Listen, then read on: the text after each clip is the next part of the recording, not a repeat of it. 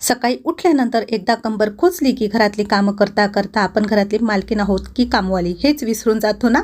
सगळ्यात आधी हा आहे मोबाईल स्क्रीन टेस्ट आणि बघा मेकअप ट्रान्सफर होतोय का ते। आज मी वापरणार आहे फेसेस कॅनडाचे मेकअप फिक्सर आणि हायड्रा मॅट फाउंडेशन।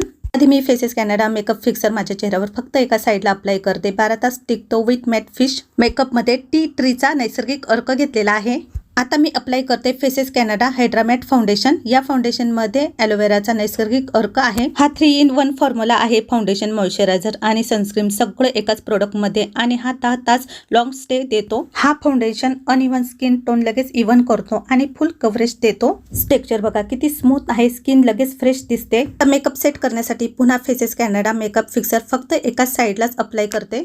आता परत एकदा मोबाईल स्क्रीन टेस्ट। फरक बघा, फिक्सर लावलेल्या साईडला ऑलमोस्ट नो ट्रान्सफर आणि दुसऱ्या साईडला नॉर्मल फाउंडेशन लावल्यामुळे मोबाईलच्या ग्लासला तो लागून आला।